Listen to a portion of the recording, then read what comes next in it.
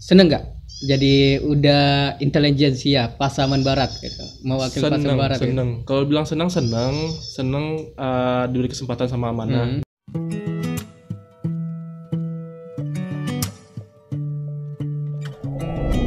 Ya, assalamualaikum warahmatullahi wabarakatuh. Selamat datang di podcast Q, yang mana dengan narasumber kita yang hari ini insya Allah kece luar biasa. Itu ada teman saya Farhan, ya kita udah lama ketemu, udah lama ngelihat, cuman ya diskusi santai itu kita baru kali ini ya Farhan ya. Ya benar Bang.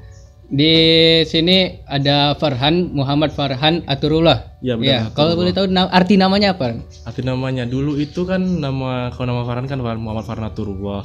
Nah kalau Farhan kan dari bahasa Arab kalau nggak salah dia kebahagiaan ya Bang. Oke, kebahagiaan. Terus kalau Muhammad kan nama nabi gitu. Tapi kalau Aturullah itu bingung juga namanya apa gitu. Terus Farhan coba searching gitu kan di internet artinya apa, terus gak ketemu. Terus tanya ibu kan, kenapa sih namanya Aturullah? Dulu katanya waktu lahiran sama bidannya dikasih nama Aturullah, dan artinya pemimpin yang adil sama pemimpin yang bijaksana katanya gitu. Terus oh ya udah deh, nggak apa-apa deh, asalkan namanya bagus artinya kan nggak apa-apa gitu kan. Iya insyaallah. Nah, jadi nama itu adalah doa, insya Allah jadi orang yang adil dan bijaksana. Amin. Nah, baik, ini seputar Farhan, yang mana kalau teman-teman lihat di Instagramnya, Facebooknya, dan dengar kata orang gitu kan, itu jangan disebutkan. Ini kan, orang yang berprestasi sebenarnya jadi Pasaman Barat ini gitu, dan harus diekspos, dikenalkan gitu kan ke adik-adik, teman-teman, dan pemuda-pemudanya. Yang mana beliau pernah menjadi udah intelijensia ya Pasaman Barat. 2018. Udah duta bahasa se-Sumatera Barat. Oh itu wakil 3 sih kebetulan. Wakil 3 ya. Ya alhamdulillah itu jadi duta juga gitu kan, luar biasa. Nah, juga pernah ke luar negeri. Nah, itu baru sedikit pengalaman Farhan, dan ada lagi kayaknya itu ya. Pengalaman di kampus itu kayak gimana Farhan? Apakah prestasi non akademik dan non akademik ngomong-ngomong? Kalau prestasi akademik dan akademik, pertama kalau misalnya prestasi akademik itu dari IPK berarti ya Bang ya, dari IPK.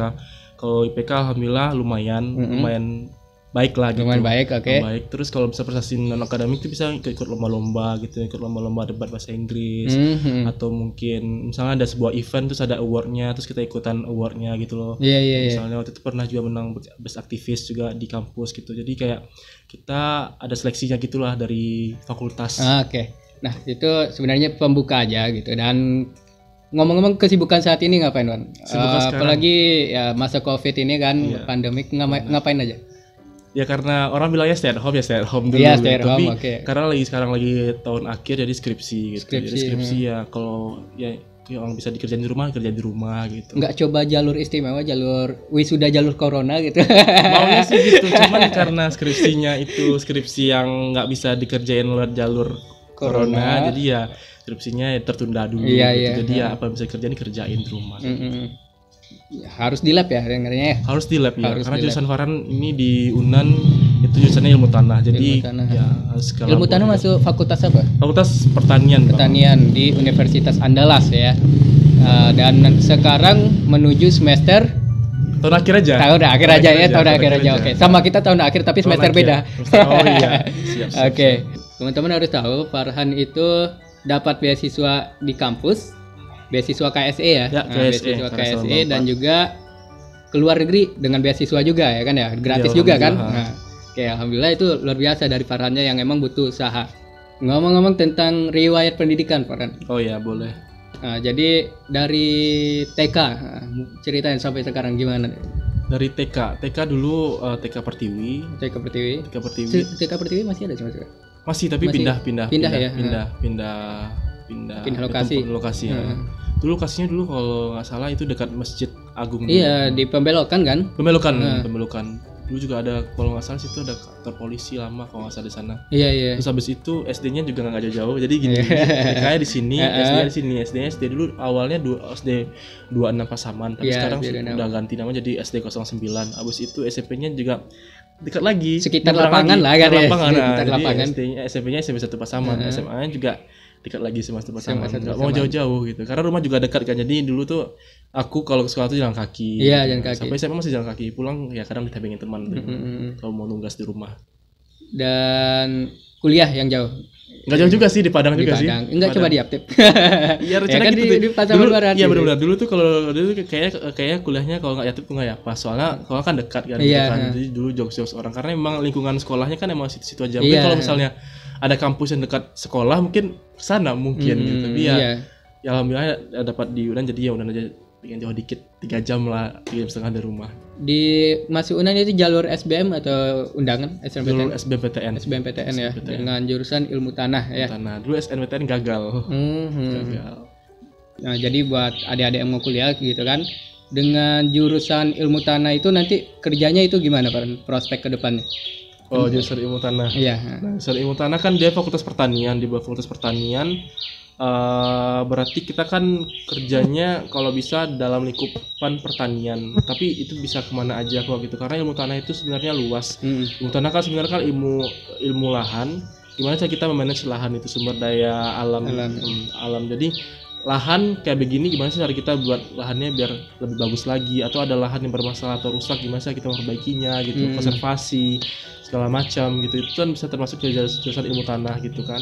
Jadi pertama yang mungkin ke dinas gitu kan, dinas pertanian atau BPN atau ke perkebunan. Sekarang itu kalau jurusan ilmu tanah itu mereka lebih suka pergi ke perkebunan gitu. Jadi untuk analisis tanahnya, misalnya sebuah perkebunan itu kebun sawit. Nah, perkebunan sawit kita lihat dulu apakah tanahnya ini cukup menopang untuk perkebunan ini. Jadi untuk analisisnya tanah, karena tanah itu ibaratnya adalah makanan dari tumbuhan gitu. Karena di tanah itu kan ada unsur hara. Jadi unsur hara itulah yang bakal nanti mensupport tumbuhnya tumbuhan itu sendiri. Jadi kalau misalnya tanahnya tidak bagus, tidak sehat, unsur haranya kurang, ya gimana caranya gitu. Nah, orang tanah yang tahu itu gitu. Kalau orang agronomi mereka taunya lebih kayak ke bagian gimana cara tanamannya lebih bagus gitu. Tapi mereka tidak terlalu detail dalam bagian tanahnya atau ilmu lahannya. Jadi ilmu lahan itu benar-benar penting banget. Jadi kalau manusia nih ada orang yang kesehatan masyarakat sama gizi. Nah, jadi ilmu tanah itu kayak kesehatan masyarakat sama gizinya tanaman di perkebunan dan di mana-mana. Jadi memang dibutuhkan sekali hasil itu gitu. Jadi termasuk kayak yang tadi gitu kan. Jadi setiap jurusan pun ada ahlinya juga gitu. Ada Ini ada ahli-ahlinya sebenarnya gitu kan. Dan insya Allah nggak salah jurusan kan. Pasti cinta sama ilmu tanah. Cinta sama ilmu tanah. Oke. Yang non formal nggak ada Pak? Non formal kok misalnya itu kayak les gitu ya, bimbel les gitu. boleh. Nggak ada sih bang. Nggak ada ya. Nggak ada les. Tapi juara kelas ada, tapi itu lebih ke pas kalau SMP sama SMA sih. Tapi kalau SD nggak ada sama sekali. Mungkin SD karena masih bandel jadi kayak belum mikirin itulah. Kayak kompetisi itu belum ada gitu. Kompetisi juga belum ada. Emang sih kalau nggak tahu itu abang atau gimana. Cuman lanjut aja. Nah, kalau nggak salah pernah ikut apa ya, lomba 4 pilar, pernah nggak? 4 pilar dulu dibilang ikut sih nggak bilang ikut sih. Dulu itu sekolah dulu bikin 2 tim A tim B.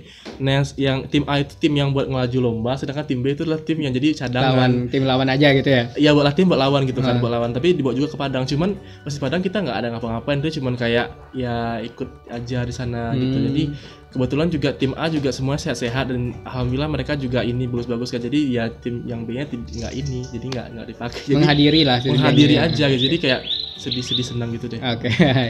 Nah, baik, itu seputar pendidikan Farhan. Dan selanjutnya ada prestasi yang Farhan dapatkan itu di Pasang Barat, yaitu udah intelijensia ya. Nah, sebenarnya itu gimana? Udah uni ya di pertama, harusnya kan udah uni. Nah, gimana sih udah intelijensia itu? Kalau intelijen mungkin dari intelligence ya. Kalau intelijensia itu dari intelligence. Berarti gimana itu Farhan penjelasannya? Waduh, kalau misalnya masalah penilaian itu berarti aku nggak bisa kasih tahu ya bang. Soalnya itu kan lebih ke panitia nilai gimana. Jadi waktu itu beberapa tahun sebelumnya itu kan kalau aku kan 2015 dapat udah intelijensianya. Jadi dari penilaiannya bisa jadi dari penilaian dari awal seleksi, habis seleksi itu karantina. Mungkin dari karantina mungkin ada indikator atau parameter yang dilihat panitia kayaknya itu mungkin cocok untuk si A atau si B gitu. Jadi akhirnya dapat itu pas Palapa Nugraha. Jadi itu aku nggak tahu. Tapi kalau intelijensia berarti ya bisa dikatakan mungkin aktif saat kecerdasan dan juga kecerdasan itu kan. Tapi lebih aktif mungkin saat misalnya sesi bertanya jawab atau mungkin dalam mengemukakan pendapat gitu. Atau mungkin dalam malam grand finalnya mungkin pas menjawab Q&A-nya, question and answer-nya tuh mungkin ada poin yang merujuk ke titel itu. Jadi kayak gitu sih. Jadi aku nggak bisa melabel diriku sendiri gitu, karena yang melabelnya adalah panitia dan jurinya gitu kan. ya. Jadi tapi sedihnya tahun 2019 itu nggak ada lagi. Kenapa? itu nggak tahu, itu kayaknya pertimbangan dari dinas pariwisata, jadi itu semuanya diserahkan dinas pariwisata. Jadi dinas pariwisata ya mau mengganti itu, jadi ada namanya titel udah uni favorit, udah uni intelijensia sama udah uni fotogenik. Nah udah uni fotogenik sama intelijensia itu diganti menjadi wakil satu wakil apa runner up apa wakil satu, wakil 2, wakil 3, wakil 4 gitu. Jadi dijadikan jadinya 5 besar gitu.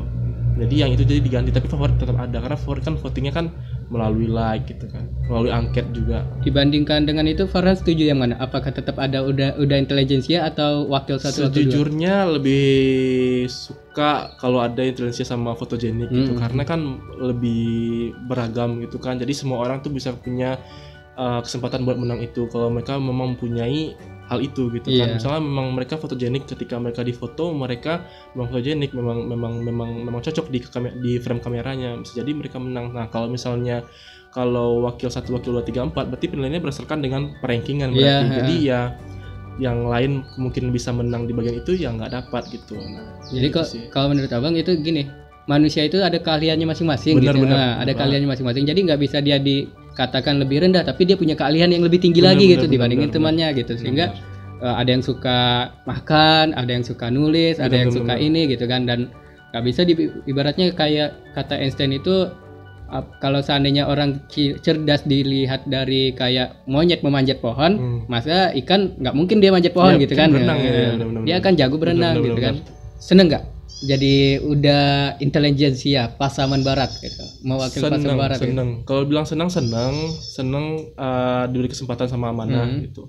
Tapi ada berat juga menyandang titel itu loh, apalagi titel udah intelijensia, berarti kita kan dianggap orang yang memiliki kemampuan intelek yang bagus gitu. Nah sementara kita kan sebagai manusia kan kita ya jadi diri kita sendiri gitu. Jadi itu salah satu, kalau kita diberi titel itu sebenarnya yang menjadi masalah itulah titel. Nah titel itu apa yang kita pegang, orang ngeliat itu gitu, orang nggak tahu kita gimana gitu, orang nggak tahu kita kita, orang nggak tahu gitu. Jadi kita mencoba menjadi diri kita yang terbaik yang bisa kita lakukan gitu. Itu sih sebenarnya ada senangnya bisa menang, bisa ngasih prestasi ke orang tua gitu. Kalau malam itu kan orang tua kita kan diundang gitu kan, mereka datang, teman-teman dan sahabat kita datang. Nah itu kan bisa jadi salah satu momen kita kasih kebahagiaan ke mereka gitu. Nah yang jadi sedihnya nggak sedih sih, tapi lebih ke tanggung jawab dan beban gitu. Kita mikul beban, oh iya nih aku duta wisata, aku punya titel ini, jadi ya gimana cara kita mempertahankan itu dan buat orang tuh merasa kayak ya kita pantas di situ dan kita bisa ngasih sedikit motivasi lah ke orang lain supaya mereka juga bisa lebih baik dari kita. Itu sih sebenarnya Bang. Dan setelah mendapatkan titel udah intelijensia ini, apa programnya itu Farhan? Apa dari udah uni lah secara umumnya, apa program lanjutannya gitu?